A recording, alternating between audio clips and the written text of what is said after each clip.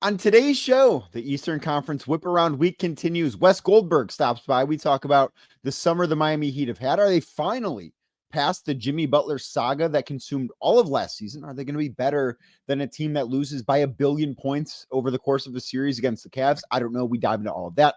Plus, Camille Davis from Locked On Bucks talks about which was one of the most active teams in the Eastern Conference this summer because Milwaukee made a lot of moves and some significant eyebrow-raising ones. We'll talk about all that and so much more on today's edition of Locked On Cavs.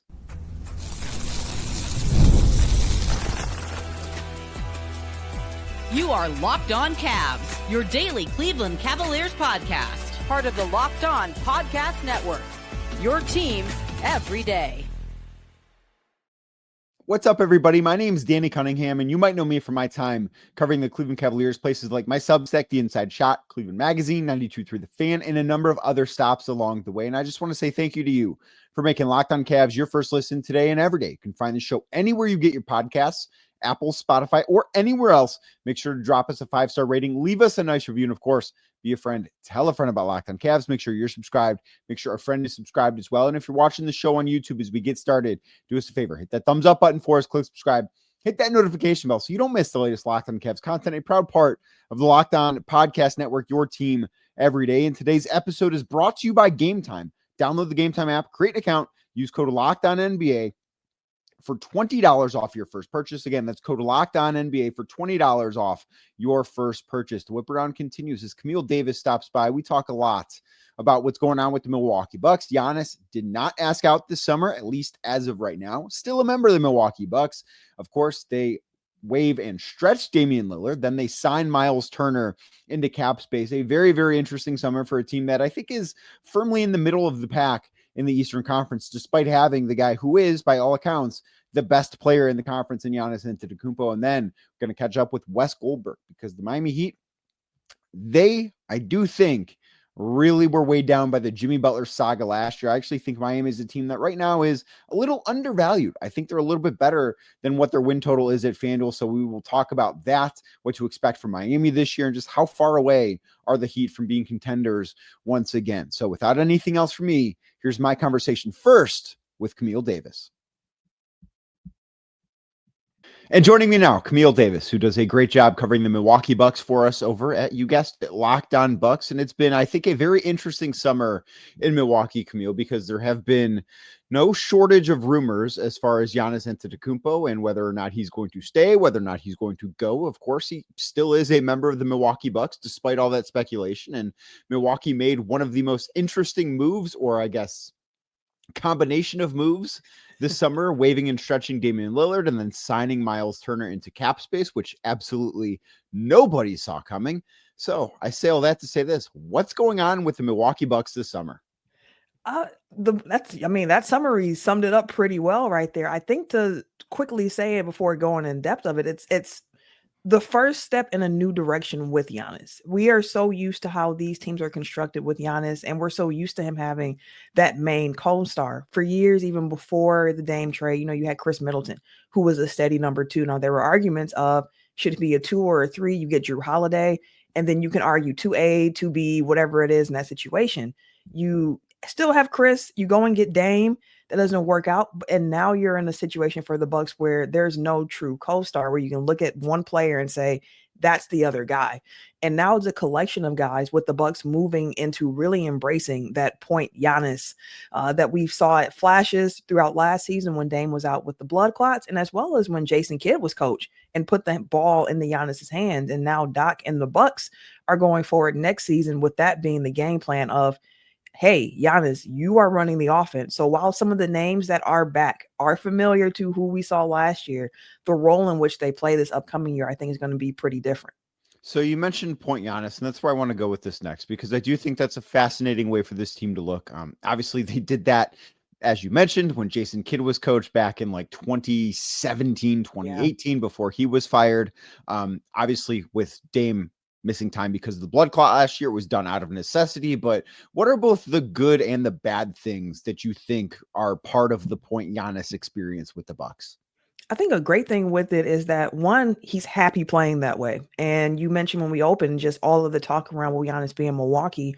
And I think him finding that happiness on the court, in addition to being in a situation where he thinks he can win, is really important. You put the ball in his hand. And I think one of the big benefits is one, I don't think a lot of teams are going to press Giannis pushing the ball up, which was one of the reasons Doc was kind of like, we could actually go with this because it's really hard to pressure Giannis in the backcourt, get the ball over the half court line and initiate that offense. And also, I think it sets up the other teammates really well when you don't have that true number two, putting the ball in Giannis's hands, letting his gravity dictate where the ball goes. He's a really good passer. So if he can draw coverages, see a teammate open and get the ball to him, like there's going to have to knock down some open shots and make sure they're moving the ball and playing defense. So I think him being the engine of the team makes a lot of sense, especially when there's no true co-star on the team next to him. Now, the thing that gives me some pause is just that Giannis only plays at one speed unless he's tired. When he gets tired, you can tell. And that's my concern with the usage going up even more for him. When he does get in those moments where he's tired, how slow does the offense now move? Because now he's walking the ball up. Are we not initiating offense until, there's 15 seconds on the clock, 16 seconds? Like, you don't want to get in those situations. You want to be able to play kind of loose and free and the randomness of it to a certain degree, with Giannis being the conductor of all of that chaos. So what does the Bucks plan offensively look like when Giannis is not on the floor? Because I think in today's day and age, like, it's probably foolish to expect him or anybody else to play 82 games. And we know he's not playing 48 minutes a night. And you just mentioned, the offense maybe not looking as great when he gets tired, but who do you think that they can rely upon to kind of get that show running when he is on the bench, or maybe when he's not active on a random Tuesday night in January, as they try and preserve his legs for what I imagine Milwaukee hopes to be a run into the postseason? Yeah, I think it's going to fall out on Kevin Porter Jr., to be honest with you. And the reason why I think the Bucks were so adamant about trying to bring him back, it's a lot of opportunity for him here, especially with Dame out. And the play we saw with him on the Bucks was far different than the play we saw from him earlier in the season when he was a Clipper. So the Bucks are banking on continuing that development. We've seen it in flashes before, even when he was in Houston, that KPJ can really light it up. He can initiate the offense, more of a score first, combo guard type of player. But Doc Rivers has really been talking about putting that emphasis in building up his point guard skills, learning that drive and kick, not dribbling just to dribble, but with a purpose, trying to find your teammates. And I think a lot of it's going to fall on his shoulders to initiate offense when Giannis is off the floor, in those games when Giannis is sitting. Because the Bucks have a lot of combo guards. Really, no one I would point to and say a real true point guard, because you have Cole Anthony coming off the bench as well. Ryan Rollins is in that mix. You have Gary Trent Jr., who's that combo guard as well. AJ Green, more of a 2-3, but like just a lot of guys that are more so combo, need help getting their own shots. And the shot creators on the Bucks are really Kevin Porter Jr., Gary Trent Jr., and then Bobby Portis off the bench, in addition to Cole Anthony, who is more like that bench guy for them. Do you think that is enough shot creation behind Giannis? If Giannis is only if Giannis remains healthy the whole way through. Like if anything happens to Giannis, all of this kind of goes out the window.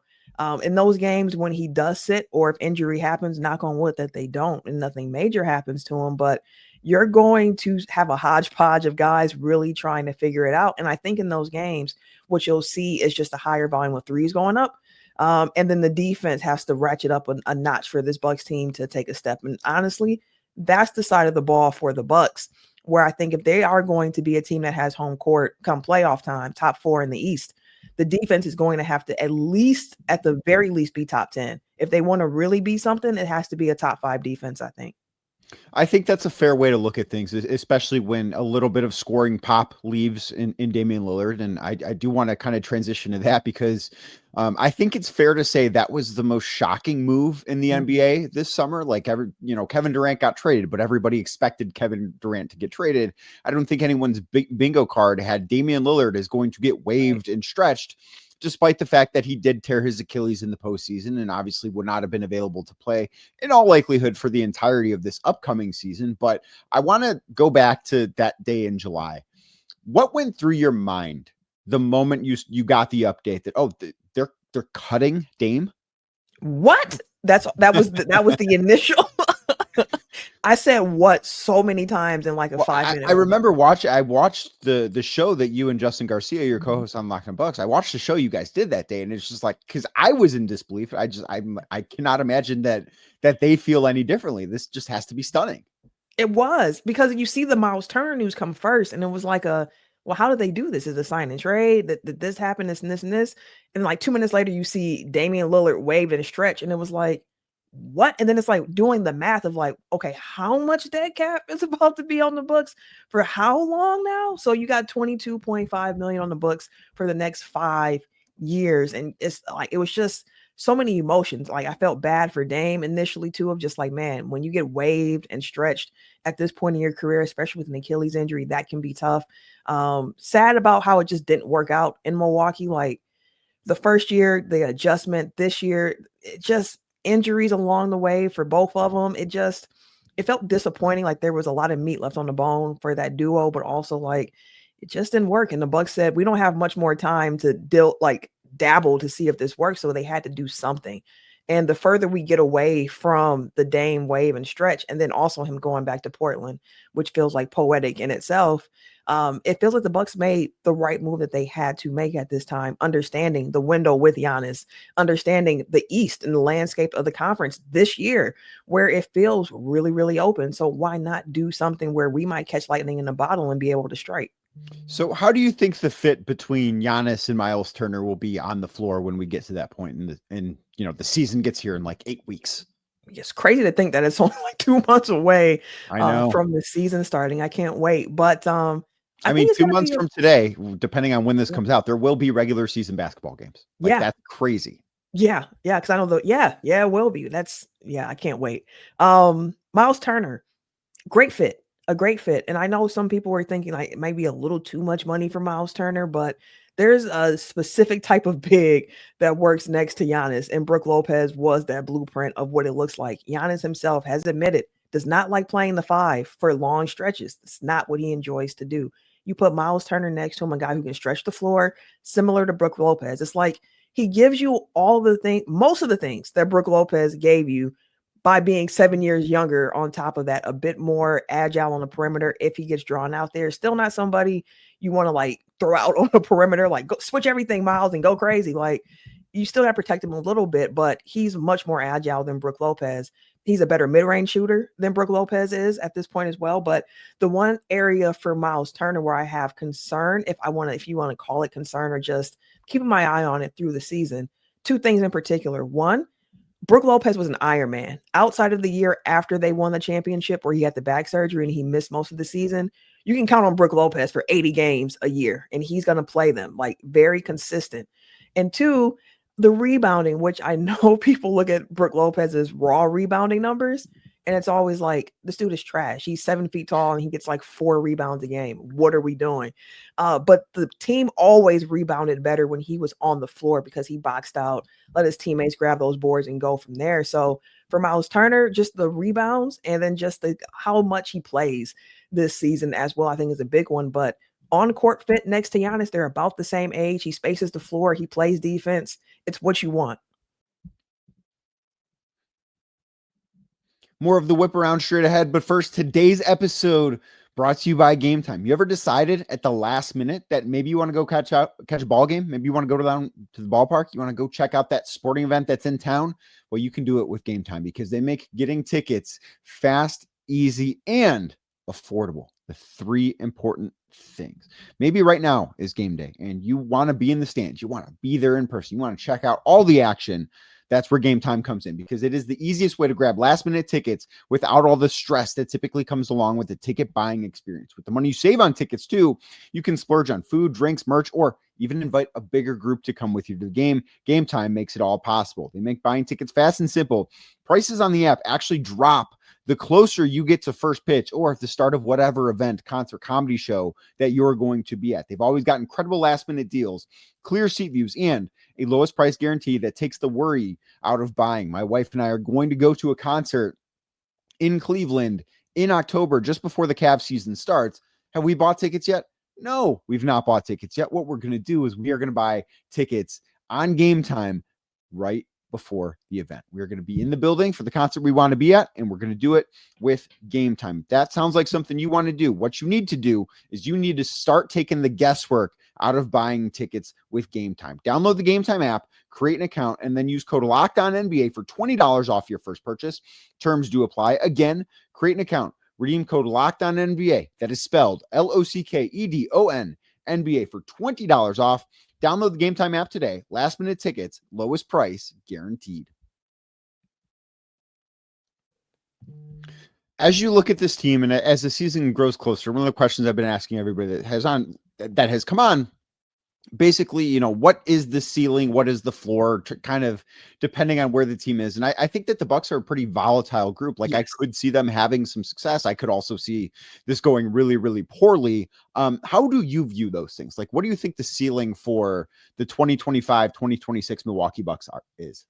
I think if everything went right, and if it's a year where it's like Giannis MVP, like he's been in the conversation since he's won MVP, but this year, if it's a situation where the Bucks are surprisingly good, they're a top 2 seed in the conference, maybe top 3. I think that's the ceiling that they have. Like, they could be 2nd, 3rd in the East, I think, this season. The other side of it is like, if things go wrong, they could be competing for a play-in spot in the conference this year. Where I have settled, like, I expect the Bucks to finish anywhere between 4th and 6th, similar to where they were this past season. That's where I think. And honestly, with Giannis, if they did not finish in the playoffs, a 6th seed or better, I would be a little kind of shocked of like, man, things must have really turned a little bit here for the team. Like, I think Giannis is just so talented still. And I know that we're moving to more depth being important, and the Bucks are moving in that direction as well with the guys they're accumulating here. But I think a floor with Giannis healthy is still like a 6th seed at worst. He's that much of a game changer. All right, I'll get you out of here with this. Let's say that you were put in charge of the Milwaukee Bucks on, whatever day they were eliminated by the Pacers in the first round last year. You become the decision maker of basketball operations, whatever your title is, GM, president, don't care. What would you have done differently this offseason? It's a good question. With what they had, the Miles Turner move, I would have made that. The only thing that kind of has me on edge a little bit, not edge is even too strong of a word. The Taurean Prince signing, I was a little surprised that was a 2-year deal for Taurean Prince. Probably would have tried to do a 1-year with him if possible. And the other piece, the extension of AJ Green. I think it's very important for the Bucks to get that extension worked out with AJ Green this offseason. And that's something, and we know the Bucks have mentioned, like, they've been working on it. They're trying to get AJ signed up, but that would be a piece for me where I would have really put some emphasis of like, we have to get this done.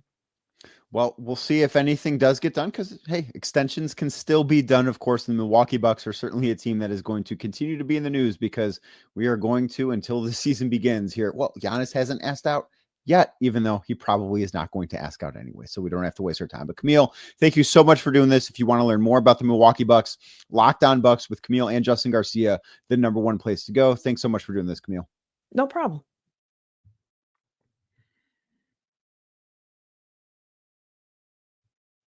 And now we bring in Wes Goldberg, who does a great job for us over at Locked On, covering the Miami Heat. And it has been, I think, somewhat of an interesting offseason, at least with the one big move that the Miami Heat made, acquiring Norm Powell this year and trying to boost themselves back up into contender status in the Eastern Conference. But Wes, what's new in Miami, man?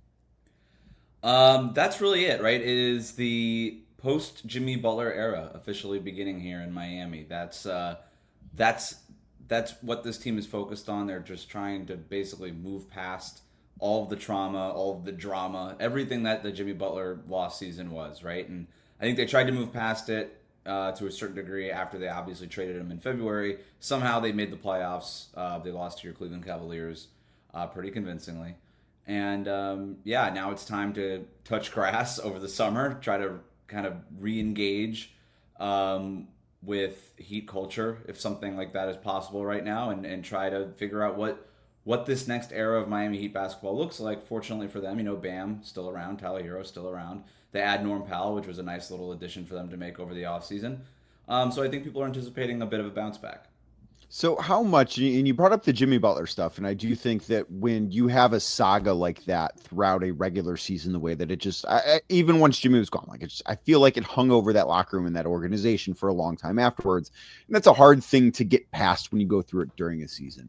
But how much of that being further in the rear view and having a full off season and not even needing to think about Jimmy Butler as Miami enters training camp in about a month and a half or so here, how much of that do you think just makes the Heat better by sort of like an addition by subtraction thing from the situation, not necessarily Jimmy Butler, the player, not being there making them better, but the situation not being there making them better? I think it's huge. It might be the single biggest factor in Miami's season. And so FanDuel has them at 38.5 for their win total right now. And maybe that's, and I can see why you would get there, right? They won a couple games fewer than that last year. That was with Jimmy Butler for half the season. So you figure, okay, no Jimmy Butler, you're probably going to be sub 500, whatever. And I get that just from like sort of an Excel spreadsheet, mathematical, like pluses and minus. It does not take into account how bad that situation was. Starting in, I would say, January when it got really bad, December when it really started to percolate behind the scenes, and at that point, it just felt like the whole season was kind of lost. And we remember there was like a 10-game losing streak after the Jimmy Butler trade, this team trying to figure it out. They were trying to rebuild the post-Jimmy Butler era plane in the middle of the air. That was a roster very much still built around Jimmy Butler. And so when Jimmy was, out of the equation, it just felt like they didn't really have an identity. They didn't really know what they wanted to do. It's still a miracle that they managed to get through the play-in tournament to make the playoffs in the first place. But I think when you're talking about adding Norm Powell, drafting Kasparas Yakachonis, another year of Jaime Jaquez and Khalil Ware and Nikola Jovic all getting older, can Bam Adebayo have a bounce? There's 100 things that we could talk about that individually these guys could improve and help things. I don't think anything is going to matter more than the Jimmy Butler thing is in the past. We all needed a vacation in the worst way. Spo went to a beach. I've never met a guy who needed a pina colada more than Eric Spoelstra by the end of last season. Like that guy, he was fried. So he goes to the beach. Bam's in Greece. You've got Davion Mitchell's in Spain or something. Like they all like kind of went their separate ways, and now they'll come back together in training camp and try to figure this thing out. But yeah, the Jimmy thing being behind them is huge. I want to touch upon a lot of the things that you brought up individually, like Bam, Tyler Hero. I want to get to those things, but you brought up the win total that they have on FanDuel, which I think is 38.5, like you said. Mm-hmm. I'm not sure that there's like that middle of the Eastern Conference team that I think is more apt to go over their total on FanDuel right now than Miami. Like 38.5, and I understand like they don't have, at least in my opinion, a championship caliber roster right now. But I also look at what they do have, and I look at what last year was, and it is difficult for me to look at not only their roster, but what the rest of the Eastern Conference looks like. It's difficult for me to say, yeah, Miami's going to be a below 500 team again. Like, I just don't know that that's going to be in the cards. Yeah. They have not lost that many games in a season, not torpedoed by Jimmy Butler, in 10 years. Right. Eric Spoelstra teams don't lose that many games. They just don't. There was a year in there where they started the season 11-30, and they still finished with 41 wins because they went 30-11. That's right. So this is a team that manages to figure it out. And I look at the talent too, and I'm like, okay, Bam Adebayo, multiple-time All-Star. Tyler Hero, All-Star last year. Wiggins is a one-time All-Star in the Western Conference. Norm Powell was a fringe All-Star guy last year in the Western Conference. There's talent on this roster. There's not high-end talent. I agree with you. This is not even close to a championship team. But there's a big difference between winning 39 games and winning the damn championship. So I hesitate to say it, but not really. They'll be somewhere in the middle of those two things. Yeah. They're going to be, I would guess, slightly over 500. And I think the goal is to avoid the play-in tournament like it is every year for them.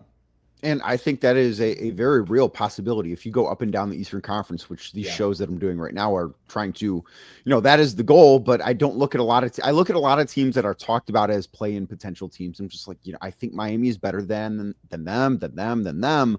And I just look at that and I think that they are a team that right now is a little bit undervalued. So with that, what do you view as their ceiling for this upcoming season? Maybe win a playoff round, depending if they kind of get a nice draw. Maybe they're in that 4 or 5 spot, something like that.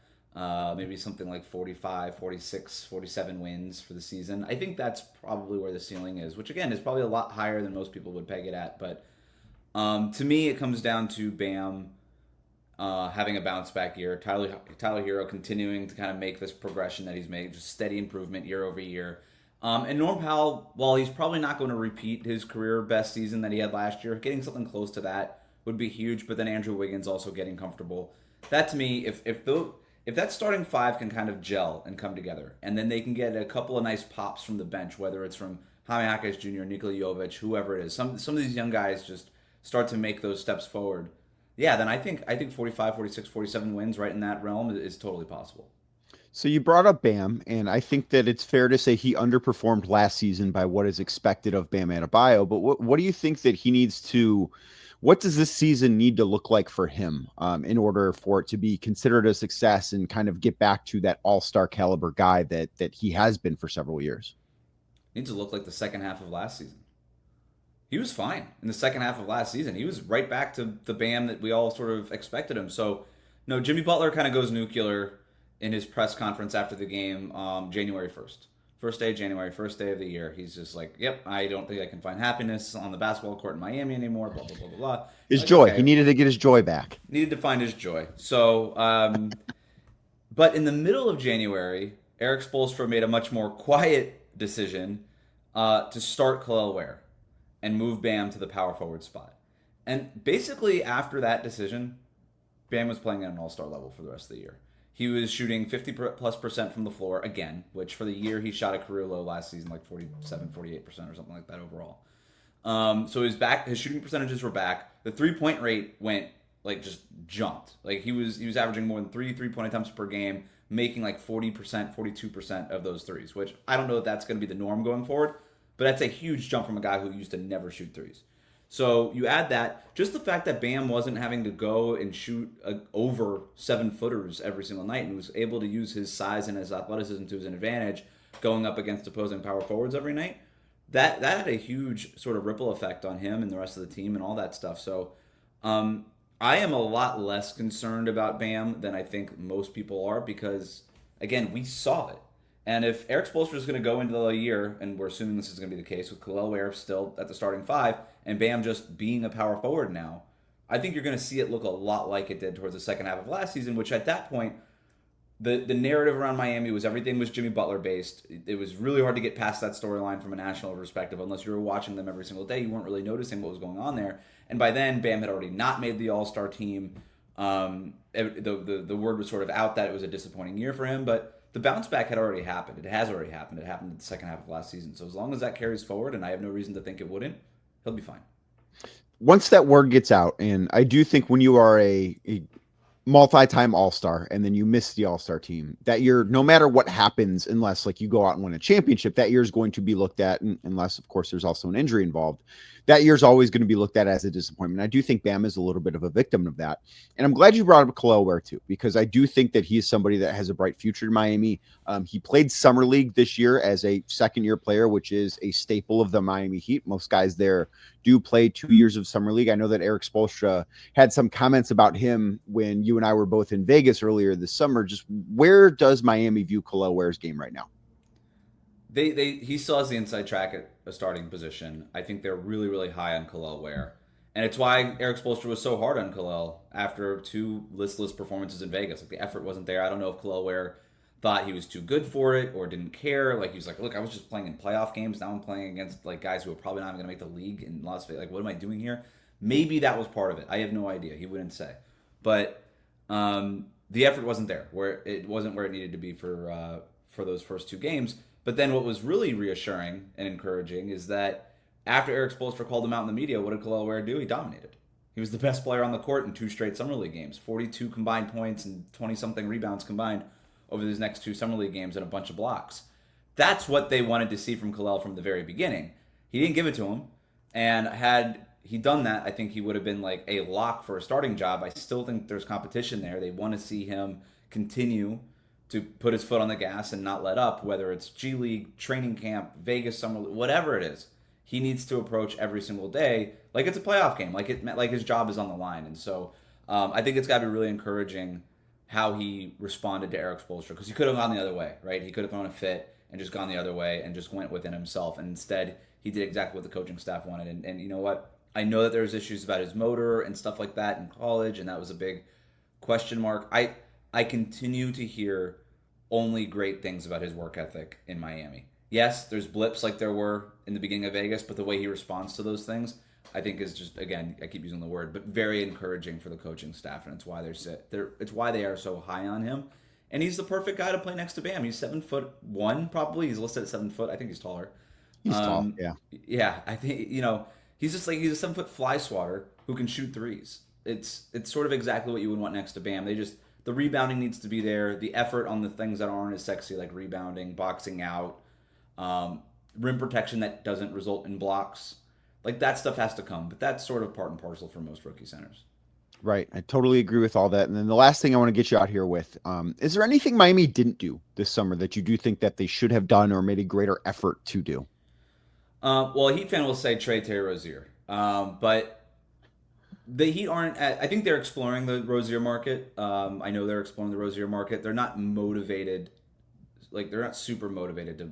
It's not like they have to get off of Terry Rozier. They're not looking at it as like, we have to do this. They're not gonna attach any assets to get off of him. He's an expiring contract. If worst case scenario just comes off the books next summer, you take the L on the trade from 2 years ago and you just move on. But they're not going to attach draft picks or any other sort of assets to get off of him.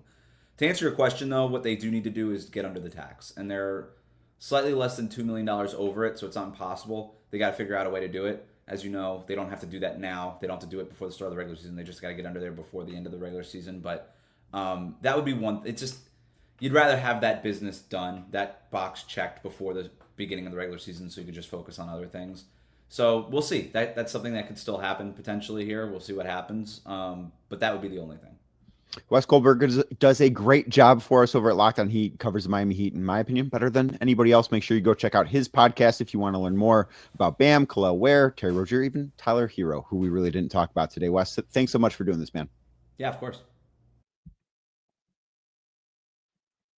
Big thanks to Camille Davis for stopping by. Make sure you check out everything that she's got going on over at Lockdown Bucks with her co-host Justin Garcia. And of course, big thanks to friend of the show, Wes Goldberg. He is fantastic over at Lockdown Heat. I know a lot of you, not Miami Heat fans, don't blame you, but he is one of the best minds that we have here at Lockdown. Also does some great stuff over at Real GM as well. So thank you to both of them for jumping on today's show. Next week, the Whip Around will wrap up on Monday. Friend Kuka Hill from Locked On Pistons. He and I chatted last week or earlier this week, I guess, at this point. And we are going to basically have a full show, maybe a little bit less than a full show. I might have one other segment going on Monday, but a lot about our old friend, JB Bickerstaff, Karis LeVert, Javonte Green now in Detroit. Just a lot of Cavalier connections over in Detroit. So we spend a lot of time talking about what the Pistons, a Central Division rival and a team, I think, on the come up in the Eastern Conference, what their season could look like. So thank you for making today's show your first listen, and thank you for making this show your first listen every single day. You can find it anywhere you get your podcasts. Make sure you're subscribed to the podcast platform of your choosing. And if you are watching on YouTube, first of all, thank you. And second of all, make sure you hit that subscribe button as we get out of here. It is the best way you can help grow the channel. So I will be back on Monday with Kuka Hill talking more about the Cleveland Cavaliers.